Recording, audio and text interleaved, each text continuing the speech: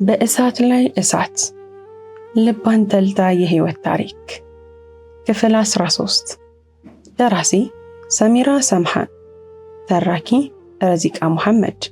ለቻናላችን አዲስ ከሆናችሁ ላይክ፣ ሼር፣ ሰብስክራይብ በማድረግ ቤተሰቦቻችን እንድትሆኑ በአክብሮት እንጋብዛችኋለን። የዕለት ከዕለት ተግባሬ ማልቀስ ብቻ ሆነ። ነገሮች በትክክል ሊሄዱ አልቻሉም። ህይወት እንደዚህ መሆኗን አላውቅም። ከሞቱት በላይ ያጧቸው ላይ እንደሚከብድ ገባኝ። ምግብ መብላት በራሱ በጣም ያስጠላኝ መጣ። ምንም እንኳን ለመኖር የሰው ልጅ መመገብ ቢኖርበትም ለመኖር የነበረኝ ጉጉት በሙሉ በአቲፍ ጠፍቷል። በሱ ሞቷል። እዛ ቀብር ውስጥ ጀናዛውን በተከሻቸው ወስደው ሲቀብሩት የኔም ሁሉ ነገር የዛን ሰዓት ተቀብሯል። ይልቅ መተኛት ያስደስተኛል። አይኔን በጨፈንኩኝ ቁጥር የሱ ምስል እየተተለተለ ይመጣል። ያን ሰዓት ምናልባት ለሁሉም ነገር አይኔን መጨፈን ይሆናል የሚጠበቅብኝ። በዚህም ሞትን መናፈቅ ጀመርኩ። አስተግፊሩላህ ባይ ሁሉም ነገር ትርጉም አጣሁለት። ሁዘይም ቤት መምጣቱን አላቆመም። በየጊዜው እንዴት እንደሆንኩኝ ደህንነቴን ይጠይቀኛል። እኔ ግን ተሰበርኩ። እኔነቴን አጣሁ። እንባ ካልሆነ ሳቅኔን አያቀኝም። እራት በልተን አክስቴ እቃዎችን በማነሳሳት አገዝኳት። በልተን ያልኩበት አቢ እንዳይቆጣኝ እሱ ፊት አስመስላለሁ። ቀኑን ሙሉ ግን ምግብ አልቀምስም። አክስቴን በጣም ነው የማስቸግራት። እሱ ሲመለስ ማታ እንዳይቆጣኝ ደህና እንደሆንኩኝ ያስመስላለሁ። ከኢዳዬ ቀን ድፍን 3 ወራት ከ10 ቀናት ይቀሩኛል። እቃውን አነሳስተን ስንጨርስ ወደ ክፍሌ ሊሄድ ስል አቢ ኑን ነይ እስኪ አለኝ። ቶሎ መተኛትን ተመኝቼ ነበረ፣ ግን እንዲህ ቀላል አይደለም። ሄጄ ከጎኑ ተቀመጥኩ። ጭንቅላቴን እየዳበሰ ምን ነው ምን ሆንሽብኝ አለ። ዝም አልኩት። ንገሪኝ እንጂ አቢ ምንም አልሆንኩም፣ በቃ ምንም አልሆንኩም። አሁን ገብቼ ልረፍ፣ ኢንሻአላህ ነገ እንገናኛለን አልኩትና ተነሳሁ። ግን ብዙ አልተራመድኩም። ወደ ክፍሌ የሚወስደኝ ደረጃ ጋር ስደርስ ሚዛኔንም ስቼ ወደኩ። ሁለቱም ተደናገጡ እና ሊያነቁኝ ሞከሩ። ሽቶ ይዘሽ ነይ፣ ውሃ ከፍክፊላት ኑን የኔ ልጅ።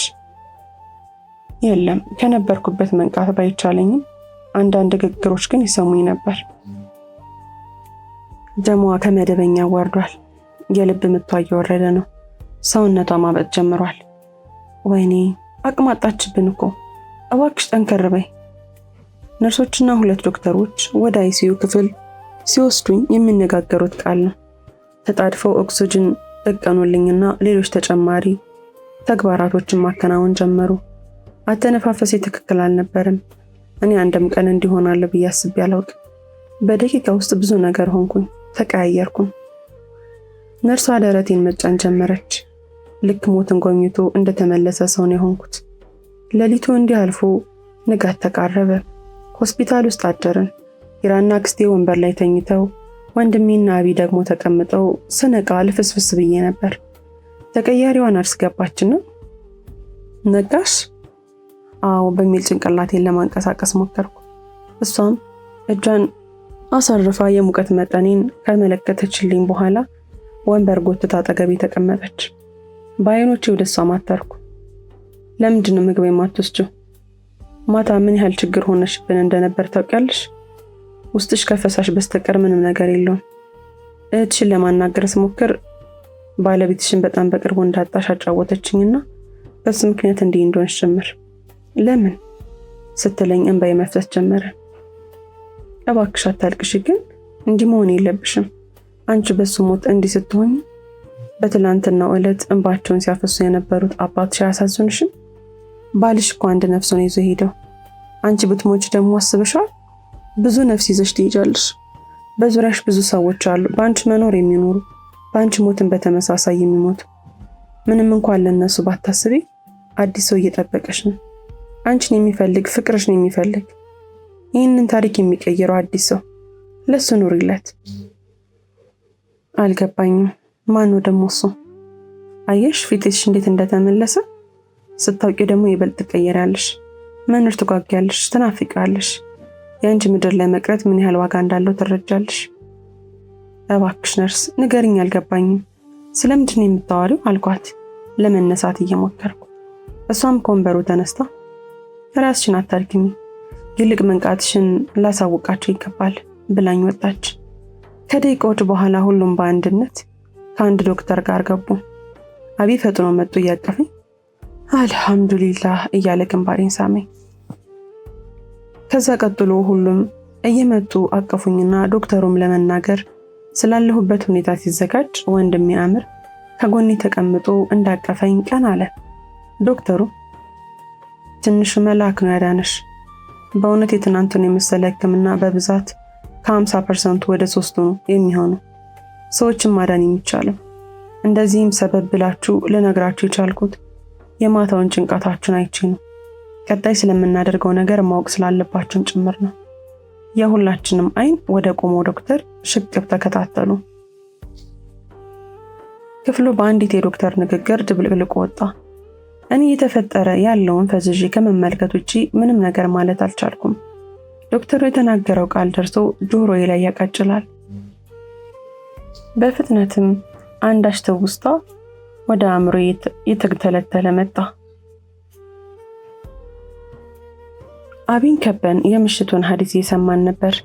በመጅልሱ ዙሪያ ተቀምጠናል።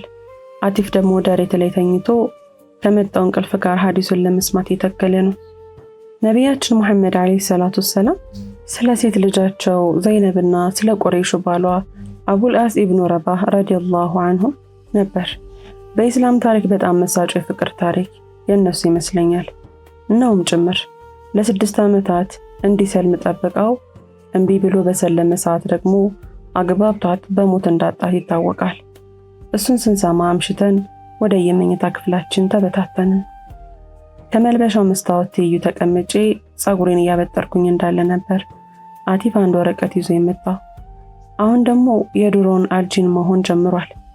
መኮሰታተር፣ ትንሽ ማውራት ማለት በወረቀትም ቢሆን የሚሰጠኝ መልስ በራሱ ግራ የተጋባ ነው። ለኔ አይገባኝም። ጸባዩ ይቀየራል። ወረቀቱን አነበብኩት። እንዲህ ይላል። መቀበል በአንቺ እይታ ምንድነው ይላል። ምንድነው የምቀበለው አልኩት። በድጋሚ ወንበር ስቦ ከጎኔ የተቀመጠ። ታውቂያለሽ ትዳር ውስጥ ስንት የሚለው ቃል ትርጉም የለውም። መስጠትም መቀበልም የለም። ለምንድን የተጋባ ነው? ስለወደድከኝ አዝኜልህ ነው። ብቻ እንደማትኝ ተስፋ አለኝ። አነበብኩትና አቲፍን ረስተኸው አልጂንን ሆንክ እኮ። ምንም የምታወራው እየገባኝ አይደለም። ራሴን አመመኝ። ምንድነው ቀጥታ የፈለግከውን የማትናገረው? እኔ እንደዛ ብዬ አውቃለሁ እንዴ?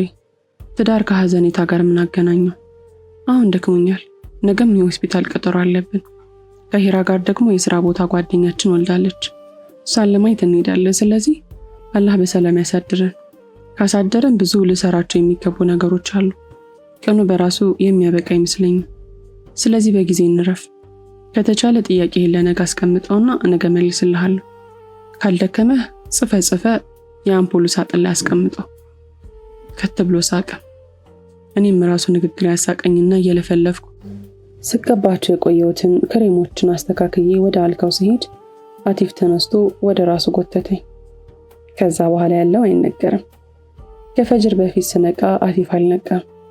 የተጨፈኑ አይኖችን እያየው የአዛን ጥሪ ከየስልካችን ከመንደራችን መስጅድ ተሰማ። አቲፍም ነቃ። መንቃቱን ሳያፍሬ ፊቱን ከሱ በተቃራኒ አዞርኩ። ሳቅ እየታገለ ወደ መታጠቢያ ክፍሉ ገባ። ቆይቶ አንድ ጀለቢያውን አውጥቶ ለበሰና ሽቶ ከአንገቱ ስር አርከፍክፎ ወደ አቢ ሄደ። እኔም በክስተቱ ብቻዬን የተሽኮረመንኩኝ ወደ መታጠቢያ ክፍል ገባው። ከትውስታ መልስ። ለሚነጋገሩት ሁሉ መልስ ረጅም ዝምታ ነበር። የ2 ወር ጽንስ በሆዴ ውስጥ እንዳለ ነበር ዶክተሩ የተናገረው። ወደ መኖሪያ ቤታችን ለመድረስ ጥቂት ሲቀረን ለአምር በጆሮ የአቲፍ ቀብር ጋር ወሰደኝ አልኩት። ደንገጥ ብሎ አየኝና አቢ ሊጠይቀው አለኝ። ወደ መኪናውን ሲያሽከረክር ለነበረው አባቴ አቢ እኛ ከኑን ጋር የሆነ ቦታ እንሄዳለን፣ እናንተ ወደ ቤት ቀድማችሁ ሂዱ አለው እና ፈቃደኛ ስለነበረ እንዳትቆዩ ማረፍ ስላለባት ቶሎ ይዛት እንድትመጣ ብሎ አለፈ ብሎ መኪናውን አቆመልን። እኛም ሂራን ተሰናብተን ወረደንና ወዳልኩት ቦታ መራን። በቀብሮቹ መካከል ስሰየም ልቤ ይመታል።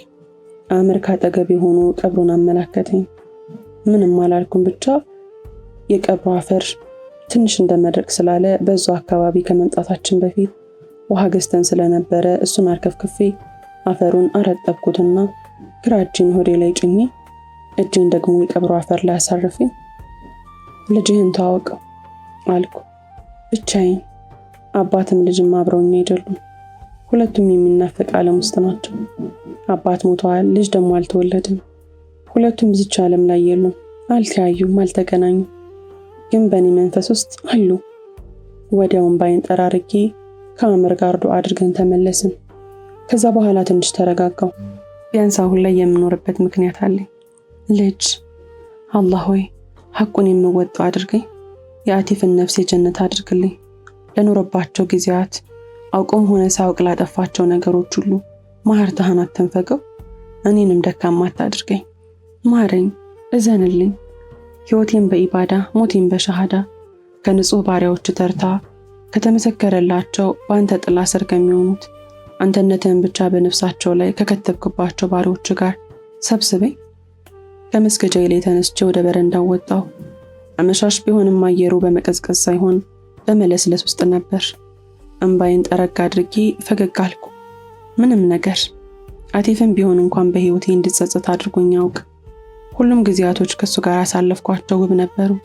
ከውብም በላይ አላህ ሆይ ሞት አይገባውም አልልህም፣ የተፈጠረው ለመሞት ነውና፣ ግን ለሱ የተሻለውን ሁሉ ከኔ በላይ ታውቃለህ። አሳምርለት፣ ዓለሙን አስደሳች አድርግለት። አክስቴና ሂራን ቀደም ብዬ ተነስቼ ማዕድ ክፍል ገብቼ ምግብ ማብሰል ጀመርኩ። ማሻአላህ ደህና ትመስላለች። አቢ አጎቴ ነበር። ከአምር ጋር ከመስጂድ እየተመለሱ አምርም አልሐምዱሊላህ ልጅ ብዙ ነገር ቀይሯል። ሰብር እንድታደርግ ሰበብ መሆን ችሏል። ናም ወንድሜ፣ ወደሱ ዞርኩኝ። ኑን ብሎ ሲጠራኝ በመስታወታማ ሳህን ላይ ተቀምጠው ከነበሩት ፖሞች አንዱን አንስቶ ቢስሚላህ አለና እየገመጠው ደህና ነሽ አይደል አለኝ። በትንሹ ራሴን አንቀሳቅሼለት አዎ ደህና ነኝ አልሐምዱሊላህ አልኩት። ዛሬ ሂራ አታግዝሽም እንዴ አለኝ። አይ ትመጣለች፣ አሁን ሲመስለኝ አልተነሳችም። ብትነሳ ትመጣ ነበር፣ እኔም ቀጥታ ወደዚህ መጣሁ። ላታ አልሄድኩም አልኩት። እሺ ምን ላግዝሽ? ኧረ በአላህ ጨረስኩ። ባይሆን ወደ ሂራ ከሄድክ እንድትመጣልኝ ነገራት። አሳውን እሷ እንድታዘጋጀው አልኩት። በሽታ ራሱን ነቅንቆ ሄደ። እኔም ስራዬን ቀጠልኩ። የሚገርም ነው። ዛሬ አባትህን የሚወደው ምግብ እየሰራው ነው። አንተም የምትወደው እንደሆነ አልጠራጠርም። አሁን የጠበስናቸው ዳቦዎች እዚህ ጋር እናደርጋለን። ከዛ ሁሉም እያነሳ ከማርጋሪን ጋር ይበላል ማለት ነው። ገብቶሃል አይደል? ታዲያ እንዴት አይገባህም? አንተ እኮ የአባትህ ምርጥ ልጅ ነህ። የአቲፍ ልጅ እየሰማኝ ነው አይደል? ወላይ ከአንተ ጋር ምግብ ማዘጋጀት በጣም ደስ ይላል። ደግሞ እንደሌላ ልጅ አታስቸግርም። አንተ አትራገጥም። በጣም ጥሩ ልጅ ነህ የኔ ውድ። አልሐምዱሊላህ። ከልጅ ጋር የነበረኝን የምናብ ቃለ ምልልስ ያቋረጠ ድምጽ ነበር። የኔ ውድ ምን ተፈጥሮ ይሆን? አጎትህ እየጮህ ነው እኮ። ከማዕድ ክፍል ወጣ ብዬ ከደረጃው በላይ ሽቅብ የሚታየውን የአምርንና የሂራን መኝታ ክፍል ቃኘሁት። የሂራ ደስታ የተቀላቀለበት ሳቅ ነበር። ወዲያው አምር የክፍሉን በር ከፍቶ ሂራን እየጎተታት ወጣ። የአባቴና የአጎቴ ስም እየደጋገመ ይጣራል። አቢ፣ አጎቴ የት ነው ያሉት? በአላህ አክስቴ የት ነሽ? ደረጃውን የሩጫ ያህል መውረድ ጀመረ። አረ በአላህ ውዴ ተረጋጋ። ሂራ ነበረች። ወደ ሳሎኑ ሄዱ። ሳሎኑን እንኳን ማየት አልቻለም። የጣድኩት መጥበሻ አሮ ሲሸትኝ፣ አረ በእናትህ ጉድ ሆነሽ ሳሪ። ቀን ለወሬ ብዬ ምግቡን ረሳሁት። ግን ምን ተፈጥሮ ይሆን እያልኩኝ ነገሩን በልቤ ሳመላለስ ከሳሎኑ ኑን በአቢ ተጠራው። ምግቡን ጨርሼ ስለነበረ እጄን በፎጣ ደራርቄ ሄድኩኝ። ስደርስ የሁሉም ፈገግታ ተቀበለኝ። የእነሱን ፈገግታ ሳይ እኔም ፈገግ እያልኩ ተቀላቀልኳቸው። አክስት ልትሆኝ የኔ ውድ መብሩክ አትይኝም? አያይዛ በእርግዝና ማረጋገጫ ንጋት ላይ እንዳወቀች ነገረችኝ። ከጎኔ ደርሳ እያቀፈችኝ ይበልጥ ፈገግ እያልኩ አትይኝም? ወይኔ ባላህ ደስ ሲል እየተፈለቀለኩኝ አቀፍኳት። ግን ለኔ ይሄ አጋጣሚ አንድ መምትቶብኝ አልፏል። አክስቴ ትንሽ አሟ ስለነበረ እኔና ሂራ መቀራረብ ጀምረን ነበረ። ግን መሀል ላይ አምር ይበቃሻል፣ የኔው ተቀመጭ፣ የተቀረውን ማዘጋጀት ትችላለች አላት። እሷን ፈገግ እያለች ተቀመጠች። እኔም ያው የደስታ ነው ብዬ ግማሹን ሌሊት ስላልተኛው እየተጋደምኩኝም ቢሆን ቁርሱን አቀረብኩኝና ለመብላት ተቀመጥኩ። አምር እንደ ሕፃን 30 ጊዜ እጇን እያነሳ ይስማል፣ ያጎርሳታል፣ በቃ ይንከባከባታል። አንዳንድ ጊዜ ሰዎች ቅናትን የሚዩበት መንገድ በጣም በመጥፎ መልኩ ነው። ግን ቅናት የሚፈጠረው በመካከላችን ያለው የልዩነት መስመር መደምሰስ ሲጀምር ነው። ከበስተቀኝ ጎኔ በኩል ዘወር አልኩ። ምንም እንኳ ባይኖርም አቲፍ ቢኖር ብዬ ተመኘው። ቀና ብዬ አምረንና ሂራን አየኋቸውና ወደ ምግቧ ገነበስኩ። ምን ይሄ ብቻ? ይህ እኮ ምንም አይጎዳም። ግን ደግሞ ሙሉ ቤተሰብ እኔም እንዳረገዝኩ ረስቶታል። ምንም አይነት የቤት ውስጥ ክንውንም ሆነ እስከዛሬ የምታደርጋቸው ነገሮችን በሙሉ አትስሪ፣ ኑን አለች፣ ነስሊህ አለች፣ አንቺ ይህንን ማድረግ አይገባሽ። ሁሉም ይህንን ይሏታል። እኔስ የእኔ ልጅ አባት ስለሌለውን ምን የሚያስታውሰኝ ጠፋ? ኢላህ ያስታውሳኝ፣ አንተ አትርሳኝ። እንደማትረሳኝም አውቃለሁ፣ ግን አትዘንጋኝ። አመሻሹ ላይ የክፍሌ በረንዳ ላይ ቁጭ ብዬ ያልኩት ቃል ነበር። እንባዬ መፍሰስ ጀመረ። ቆይ በስንት ነገር ነው የምትፈተነኝ? የእጅ ስልኬ ጠርቶ ከሀሳብ አባነነኝ። አየሁት። ይህ ስልክ እኔ ስልክ ላይ ከጠራ ከ1 ዓመት 6 ወራት አልፎታል። የሁዘይምና ስልክ ነበር። በስልክ መስመር ውስጥ አይኔን ጨፍኜ አውርታ እስከምትጨርስ ድረስ አዳመጥኳት። ከንግግሮቿ መካከል በጥቂቱ ለምን የምትፈልጊውን አትናገሪ? ንገሪኝ፣ ዝም አትበይ። ነስሊሃን ዝም አትበይ። ለምን ልጄ? ለምን ንገሪኝ። ከሁዘይም ምንድን የምትፈልጊው? ለምን አትተዩ? ይቅርታ አክስቴ፣ ምን አደረግሽ እያልሽኝ እንዳለ አልገባኝ። ሲቀጥል እኔ ሁዘይምን ምንም አላደረግኩትም። ከመጣ በራሱ 2 ሳምንት አልፎታል። ምንም ያልኩት ነገር የለም። እሺ እንዴት አስቻለሽ? ንገሪኝ። ከዛ ሰውዬ ጋር ሁዘይም እያየ መጋባትሽ ሳያንስ አረገሽ? ቆይ አንቺ ስትለኝ ሳላስጨርሳት በንግግሯ ጣልቃ ገብቼ ይቅርታ አክስቴ፣ ምንድን ነው የምታወሪው? እኔ እኮ እየኖርኩ ያለሁት የራሴን ህይወት ነው። ሲቀጥል በእኔ ማርገዝ ማንም ምንም ነገር አያገባውም። አባቴም እኔን ያለ እናት ነበር ያሳደገኝ። እኔም በሁል ልጄን በብቸኝነት ማሳደግ አያቅተኝም። እሺ ደግሞ ምንም የሚጸጥተኝ ነገር የለም እወቂ። እንዲህ በመሆኑ ሳኩኝና እናንተ በራሳችሁ ምንድን ነው የምታስቡት? ነስሊ ተጸጽታለች? እንደዛ ነው? ምንም የሚጸጽተኝ ነገር የለም። ፍቅሬ ራሱን ተክቶ ነው የሄደው። ስለዚህ ምን ይፈጠራል? አላህ ያሻውን ሰሪ የሆነ ጌታ ነው። በዚህ መልኩ እዝነቱን አሳይቶኛል። ምን አድርጌ ነው የምትሉኝ? ምን እንደሆነ የምትፈልጉት? ምን ልሁን? ንገሪኝ። ምን እንደሆነ የምትሹት? ጮኩኝና ማልቀስ ጀመርኩ። ምን ልሁን? እንደ አብድ ነው የምትፈልጉት? ምንም ነገር አልፈልግም። በቃ ተውኝ። ልጅ ሆኖ ልጅ ላሳድግበት። ለምን በእሳት ላይ እሳት ትሆኑብኛላችሁ? ደንግጣ ጸጥ አለች። አፎን ሀቢብቲ ስትለኝ ስልኩን ጆሮዋ ላይ ዘጋውባትና ጉልበቴ ላይ ተደፍቼ አይኖቼ እስኪያብጡ ማልቀስ ጀመርኩ። ወዲያው የመግሪብ ሰላት አዛን አለ። እንባይን ጠራርጌ ስነሳ የግቢው በር ተከፍቶ የአምር መኪና ወደ ግቢው ሲገባ ተመለከትኩ። ከሂራ ጋር ተያይዘው ገቡ። እኔም እነሱን ለማየት ከክፍሌ ወጣውና ሳሎን ተገኘው። ስራ እንደያዘ ሰው ዝም ብዬ ጉድ ጉድ ላለሁ።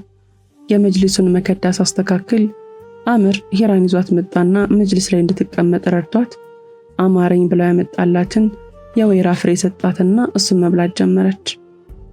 አምር ሰላም አለኪ አለኝ። አይኔ የወይራ ፍሬው ላይ ነበር። ብንን ብዬ ፈገግ እያልኩ አልሐምዱሊላህ፣ እንዴት ዋልክ? ስራ ገብተሽ ነው እንዴ አልኳት። ሂራ አርፍዳ ስለነበር ከቤት የወጣችው የት እንደነበረች እንዲሁ ለማወቅ። አረ ሆስፒታል ሂጄ ነው። አምር ከሚሰራበት ሆስፒታል ሄደን ነበር። ልጃችንን አየነው ምናምን። ብላ ፈገግ አለች። እሱም ፈገግ አለላት። በቃው መስጂድ ሂድ እሺ ነገር ብሏት ግንባሯን ስሟት ሄደ። እኔም ጥግ ላይ ሄጄ ተቀመጥኩኝና አሁን ሰጠችኝ ብል የለም ስልኳን እየነካካች ብቻዋን መብላት ጀመረች። በዚህ መሃል ነበር ወላጅ እናቷ ከታናሽ እህቷ ጋር የመጣችው። ሲያዩት እናቷ ሰፍሰፍ ብላ ታቅፋታለች። እኔን ሰላም ሳይሉን ከግራና ከቀኝ ተቀምጠው በጥያቄ አጣድፋት ጀመር። ታናሽ እህቷ በእርግጥ አታውቅም፣ ግን እናቷ ምን ነክቷት ነው አላየችኝም እንዳለ ከአንዴም ሁለት ጊዜ ባይን ተጋጭተናል። ብቻ አላህ ይወቅ ምን እየተፈጠረ እንዳለ ጭራሽ ሊገባኝ አልቻለም። ክፍል 14 ይቀጥላል። ታሪኩን ከወደዳችሁት ላይክ፣ ሼር፣ ሰብስክራይብ ማድረጋችሁን እንዳትረሱ።